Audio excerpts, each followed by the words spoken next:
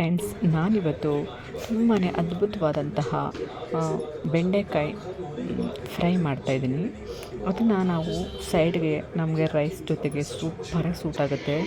ಅದನ್ನೊಂದಿದ್ರೆ ಸಾಕು, ನಾವು ರೈಸ್ನ ತುಂಬಾ ಖಾಲಿ ಮಾಡ್ತೀವಿ. ಇದನ್ನು ಹೇಗೆ ಮಾಡೋದು ಅನ್ನೋದನ್ನು ತೋರಿಸ್ತೀನಿ ಬನ್ನಿ. ನಾವು ತೊಟ್ಟು ಮತ್ತು ಎರಡು ಕಡೆನೂ ನಾವು ತೆಗೆದುಬಿಟ್ಟು ಮಧ್ಯದಲ್ಲಿ ಈ ಥರ ನಾವು ಪೀಸ್ ಮಾಡ್ಕೋಬೇಕು. ಅಂದರೆ ಪೂರ್ತಿ ಬಾಯ್ಲ್ ಮಾಡಬಾರ್ದು, ಅರ್ಧಕ್ಕರ್ಧ ಹಿಂಗೆ ಕಟ್ ಮಾಡ್ಕೋಬೇಕು. ಆವಾಗ ಒಳಗಡೆ ನಾವು ಮಸಾಲನ್ನ ಫಿಲ್ ಮಾಡೋಕ್ಕೆ ಚೆನ್ನಾಗಿರುತ್ತೆ.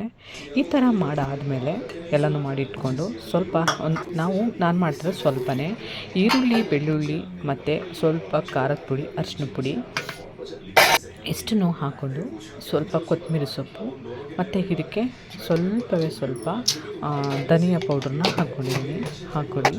ಇಷ್ಟನ್ನು ಹಾಕ್ಕೊಂಡಾದಮೇಲೆ ರುಚಿ ತಕ್ಕಷ್ಟು ಉಪ್ಪನ್ನು ಒಳಗಡೆ ಹಾಕ್ಕೊಂಡು ಸ್ವಲ್ಪ ಪೆಪ್ಪರ್ ಪೌಡ್ರನ್ನ ಹಾಕ್ಕೊತಾ ಇದ್ದೀನಿ. ಹಾಕ್ಕೊಂಡು ಎಲ್ಲ ನೀಟಾಗಿ ಮಿಕ್ಸಿಲಿ ರುಬ್ಕೋಬೇಕಾಗುತ್ತೆ. ಮತ್ತು ಇನ್ನೊಂದು ಏನು ಅಂದರೆ ಇದರೊಳಗಡೆಗೆ ನೀರನ್ನ ಹಾಕಬೇಡಿ.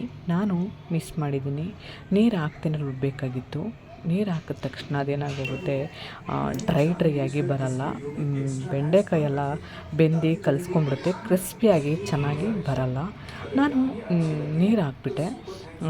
ನಾನು ಫಸ್ಟ್ ಟೈಮ್ ಮಾಡಿರೋದು ಇದನ್ನು, ನನ್ನ ಪ್ರಯತ್ನದಲ್ಲಿ ನಾನು ಮಾಡಿದ್ದೀನಿ. ಆದರೆ ಇಲ್ಲಿ ನನಗೆ ಅನಿಸಿತ್ತು ಏನು ಅಂದರೆ ನೀರು ಹಾಕಬಾರ್ದಾಗಿತ್ತು ಅಂತ ನನಗನ್ನಿಸಿದೆ. ಬಟ್ ಟೇಸ್ಟ್ ಎಲ್ಲ ಸೂಪರಾಗಿತ್ತು. ನೀವು ನೀರು ಹಾಕ್ದೇ ಅದನ್ನು ತರ್ತರಿಯಾಗಿ, ಅದನ್ನೇ ನುಣ್ಣಗೆ ರುಬ್ಬಬೇಕು ಅನ್ನೋದೇನು ಅವಶ್ಯಕತೆ ಇಲ್ಲ. ತರ್ತರಿಯಾಗಿ ರುಬ್ಕೊಂಡು ಇದರೊಳಗಡೆ ಫಿಲ್ ಮಾಡಿ ಎಣ್ಣೆನ ಬಾಣಲಿಗೆ ಹಾಕ್ಬಿಟ್ಟು ಎಲ್ಲನೂ ಈ ಥರ ಹಾಕ್ಕೊಂಡು ಫ್ರೈ ಮಾಡ್ಕೊಳ್ಳಿ. ನಾನು ಆಮೇಲೆ ಇನ್ನೂ ಒಂದೇನು ಮಿಸ್ಟೇಕ್ ಮಾಡಿದ್ದೀನಿ ಅಂದರೆ ಪೂರ್ತಿ ತುಂಬಾರ್ದಾಗಿತ್ತು. ಎಷ್ಟು ಬಾಣಲಿಗೆ ಇರ್ತವೋ ಅಷ್ಟನ್ನು ಹಾಕಿ ಫ್ರೈ ಮಾಡ್ಕೋಬೇಕಾಗಿತ್ತು. ಬಟ್ ಟೇಸ್ಟು ಅಂದರೆ ಏನು ವೇಸ್ಟ್ ಆಗಲಿಲ್ಲ, ಬಟ್ ಚೆನ್ನಾಗೇ ಇತ್ತು. ಆದರೆ ಏನಪ್ಪ ಅಂದರೆ ಈ ಥರ ಮಾಡಬಾರ್ದಾಗಿತ್ತು ಅನ್ನೋದು ನನಗೆ ಅನುಭವ ಆಯಿತು. ಒಂದು ಸಲ ನಾವು ಮಾಡಿದ್ಮೇಲೆ ಪ್ರಾಬ್ಲಮ್ ಆದಮೇಲೆ ಗೊತ್ತಾಗುತ್ತೆ ಅಲ್ವಾ.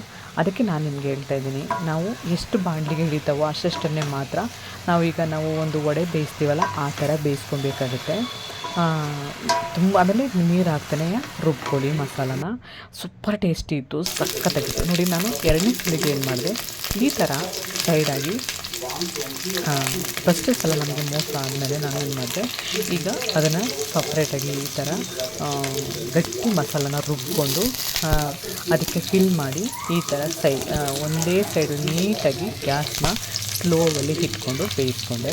ಮತ್ತು ಅದನ್ನು ಉಲ್ಟಾ ಮಾಡಿಕೊಂಡು ಬೇಯಿಸ್ಕೊಂಡ್ರೆ ಸಖತ್ತಾಗಿರುತ್ತೆ. ನಿಜವಾಗ್ಲೂ ಹೇಳ್ತೀನಿ, ನಮಗೆ ಸೈಡ್ ಡಿಶ್ ಆಗಿ ಏನು ಅರ್ಧ ರೈಸ್ನ ಎಷ್ಟು ರೈಸ್ ಬೇಕಾದ್ರೂ ಖಾಲಿ ಮಾಡ್ತೀವಿ, ಅಷ್ಟು ಇಷ್ಟ ಆಗುತ್ತೆ. ಇಷ್ಟ ಆದರೆ ಲೈಕ್ ಮಾಡಿ.